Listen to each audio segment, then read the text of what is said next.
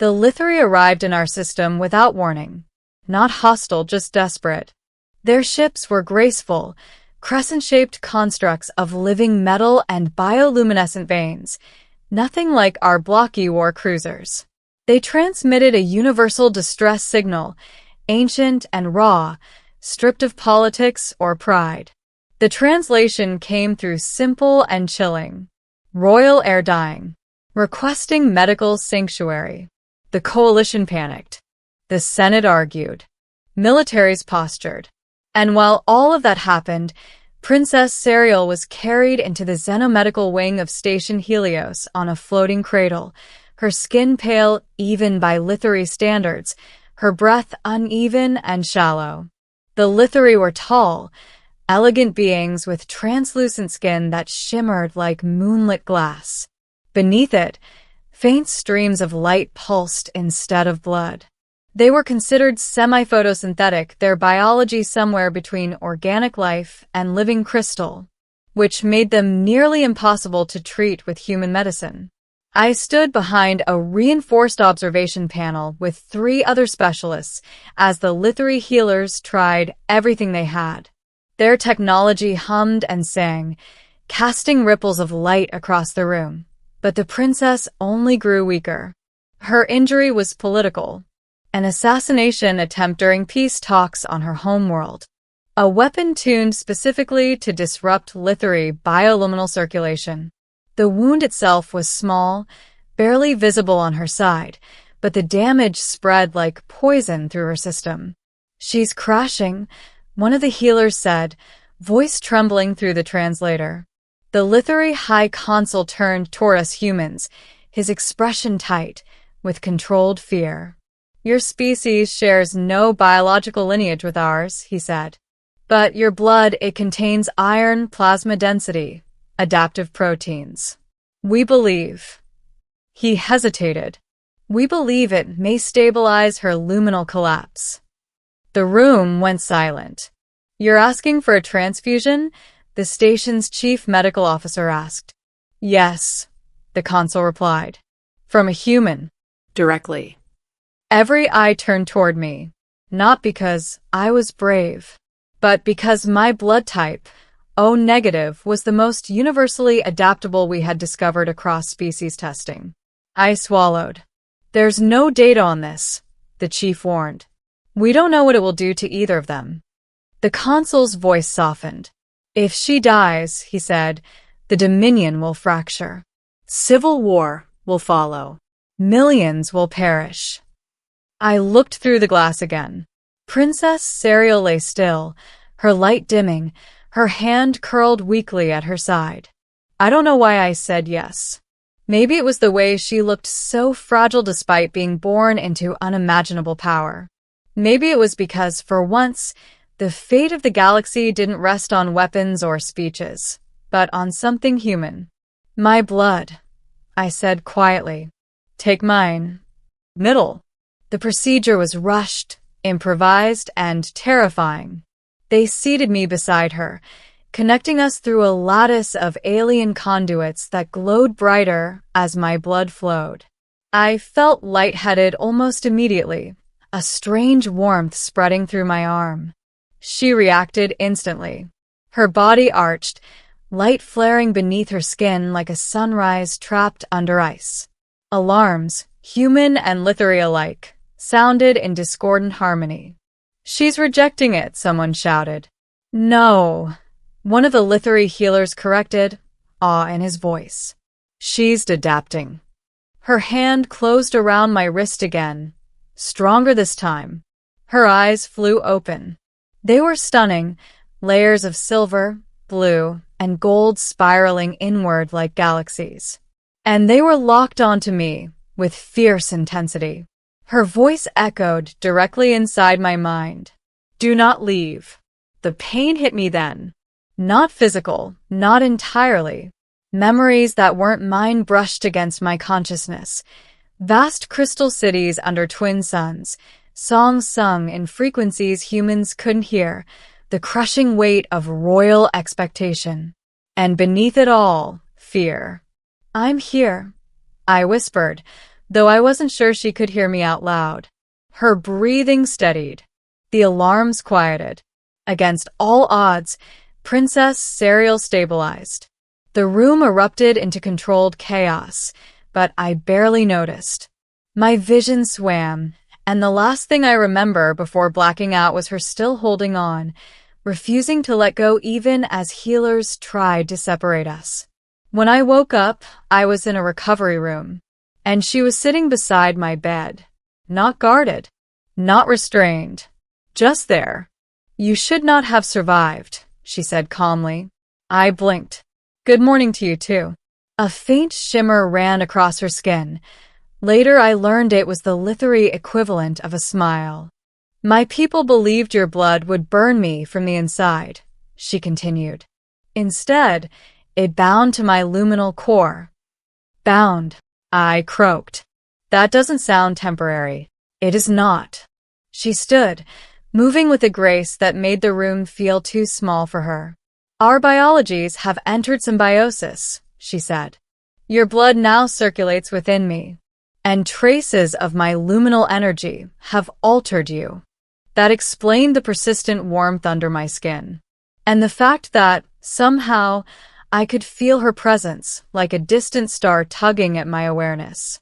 "What does that mean?" I asked. Her expression turned solemn. "It means my life is now tied to yours."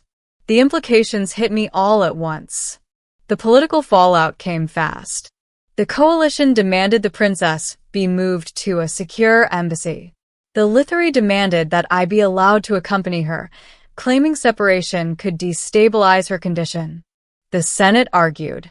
The Dominion threatened to leave human space entirely. In the end, they compromised. I was assigned as the princess's biological liaison. Unofficially, her anchor. Days turned into weeks. Serial recovered fully, her light brighter than ever, but she refused to return home without me. Wherever she went, I went. Diplomatic chambers. Secure transports. Even her private quarters aboard the Lithari flagship, Evershade. We talked. A lot. She told me about her childhood, about being groomed for leadership since her first breath, about the loneliness of being revered but never truly known. I told her about Earth, about oceans and rain, and music played too loud in small apartments. She listened like it all mattered. One night, during a hyperspace transit, she asked me a question that changed everything. "Why did you agree to give your blood?" she asked softly. I considered lying. Instead, I told the truth. "Because you were dying," I said. "And because I couldn't stand the idea that the galaxy might lose someone like you over politics." She was quiet for a long moment. Then she reached out, resting her glowing hand over my heart. "My people have a word," she said. "Thyrolin."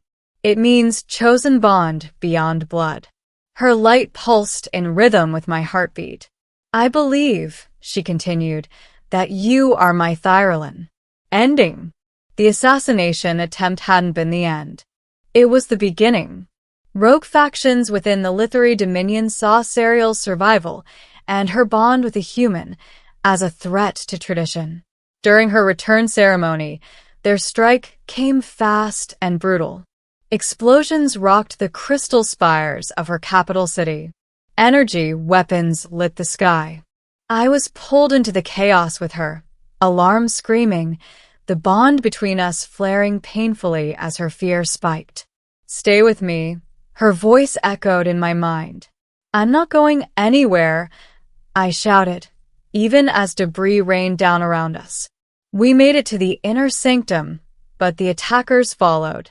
Elite warriors clad in black luminal armor breached the chamber, weapons trained on the princess. I stepped in front of her without thinking. "I won't let them take you," I said. "You cannot stop them," she replied, anguish threading her voice. "You are unarmed." "Maybe," I said, "but I'm not alone." Something inside me responded. The luminal energy she had shared with me surged, mixing with my human blood, igniting something new. Light burst from my veins, not silver, not red, but something between. The attackers hesitated. I felt her presence fully then, not distant but intertwined. Our heartbeats synced. Our thoughts aligned. Together, we pushed. A wave of force rippled outward, not destructive but overwhelming, pure intent, pure will. The attackers were thrown back, their weapons shattering against the chamber walls. Silence followed. When it was over, Serial was holding me, her light wrapping around us both. The rebellion collapsed within days. News spread across the stars, not just of her survival, but of the human who had become something other. The Dominion changed. So did the Coalition. Treaties were rewritten. Borders softened. Mixed research teams formed.